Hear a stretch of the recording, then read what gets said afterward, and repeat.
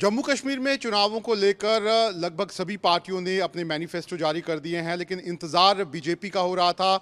BJP ने manifesto committee बनाई थी, हेड उसके डॉक्टर निर्मल सिंह थे, पूर्व में डिप्टी सीएम रह चुके हैं, जम्मू कश्मीर के वरिष्ठ नेता हैं। उनसे बात करते हैं कि जो मैनिफेस्टो है वो कब आने वाला है और क्या मैनिफेस्टो में लिखा है। सर, मैनिफेस्टो मैंने सुना तैयार हो गया और कल अमित शाह भी आ रहे हैं शायद, तो क्या मैनिफेस्टो में इस बार होने वाला है और क्या आप जम्मू कश्मीर के लोगों को नया तोहफा इस बार देंगे अगर सरकार बनती है? देखिए, आपका इंतज़ार जो है समाप्त होने वाला है। हमारे माननीय गृह मंत्री श्रीमान अमित भाई शाह कल वो स्वयं इस मैनिफेस्टो को रिलीज़ करेंगे। मैनिफेस्टो में जो बातें भी हैं और जो अपने मुखारबिंद से जो सभी को बताएंगे भी हम क्या करने जा रहे हैं, वो भारतीय जनता पार्टी मैनिफेस्टो से कमिटमेंट है, लेकिन हमारे गृह मंत्री जी के द्वारा भी जो कमिटमेंट है डबल मोर मैं उसको कहूँगा। और जिस प्रकार से बाकी पॉलिटिकल पार्टीज़ का एक हवाबाजी रहती है, जैसे हमने देखा लोकसभा में 8,500 रुपया मिलेंगे हर महिला को और खटाखट जाएगा, इस प्रकार की हवाबाजी वो उनकी जो निकल गई, वो भारतीय जनता पार्टी का मैनिफेस्टो जो है वो पक्की प्रॉमिस होगा, उसको इम्प्लीमेंट किया जाएगा और गृह मंत्री जी इसको खुद जो है लोगों से प्रॉमिस करेंगे। लेकिन जो हम लोगों से भी बात कर रहे हैं, पॉलिटिकल पार्टीज भी बात कर रही है कि एक प्रॉमिस जो बीजेपी काफ़ी दिनों से कर रही है वो है स्टेटहुड का, क्या उसको जगह मिलेगी आपके इस मैनिफेस्टो में? देखिए, ये प्रधानमंत्री ने जब कह दिया, जब गृह मंत्री जी ने बार बार कहा है, उसके ऊपर क्या बात है, वो तो आएगी ही। वो तो जो उपयुक्त समय जब आएगा ये पक्का तौर पर आएगी, ये तो इसमें कोई है।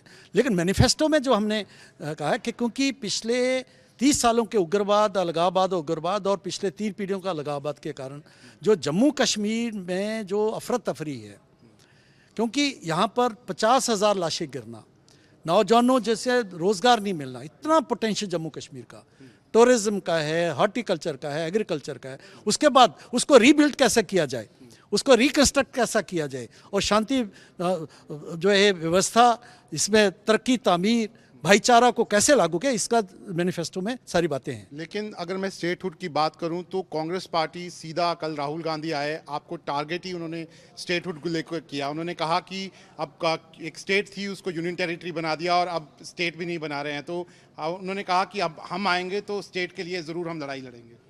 देखिए, राहुल गांधी स्टेटहुड जो थी और मिलेगी 370 पर क्यों नहीं बोले, वो कोई जवाब नहीं दिया।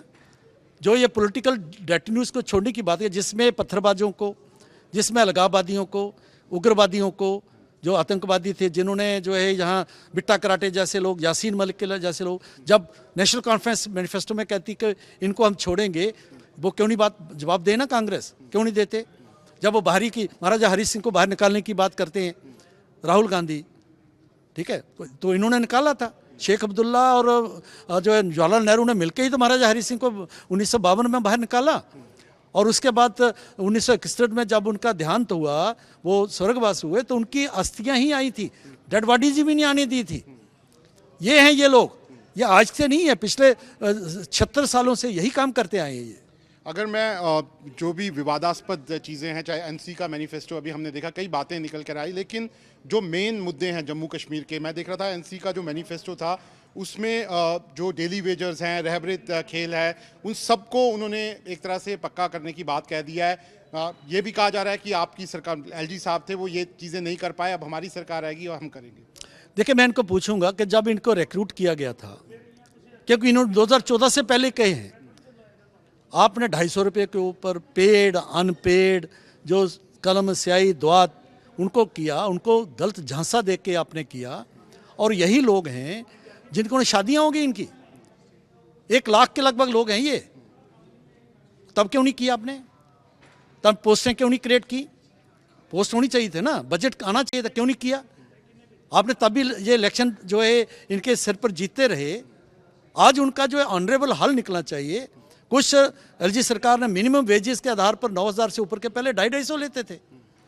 इसका ठीक तरीके से हम हल निकालेंगे, उसको एड्रेस करेंगे, बड़ी जो है ईमानदारी से उसका हल निकालने की कोशिश करेंगे। ये ज़रूर जो है भारतीय जनता पार्टी करेगी। आखिरी सवाल है मेरा आपसे, क्योंकि खुद अमित शाह जी आ रहे हैं कल, क्या ऐसी सौगात जो है वो जम्मू कश्मीर के लोगों को मिलेगी, क्या मैनिफेस्टो में मिलेगा जिसको लेकर वो बीजेपी को वोट डालेंगे?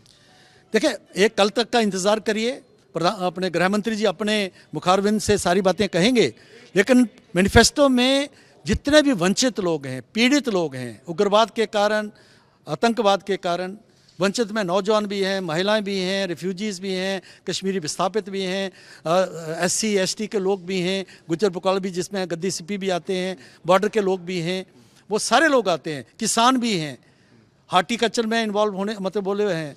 इस प्रकार के सभी का ध्यान रखा गया। बेरोजगारों का भी ध्यान रखा गया, बेरोजगारी में दूसरे हमने नंबर कहा है, हम कहे रोजगार जो है पैदा करेंगे और उसमें ट्रांसपेरेंसी भी लाएंगे। सरकारी नौकरियों में सारी बातें हैं और प्राइवेट सेक्टर को बढ़ावा देते हुए प्राइवेट सेक्टर को उभारेंगे। सारी बातें आपको डिटेल्स में मिलेंगी। ठीक है, तो आप देख सकते हैं ये हैं डॉक्टर निर्मल सिंह। साफ तौर पर कहना है कि बीजेपी का जो कल मैनिफेस्टो आएगा उसमें सभी बातों का ध्यान रखा गया है, लोकल इश्यूज का भी ध्यान रखा गया है और जो स्टेटहुड की बात जो राहुल गांधी लगातार कह रहे हैं उसको लेकर भी कल मैनिफेस्टो में कोई बड़ी बात जो है वो यहाँ पर आ सकती है।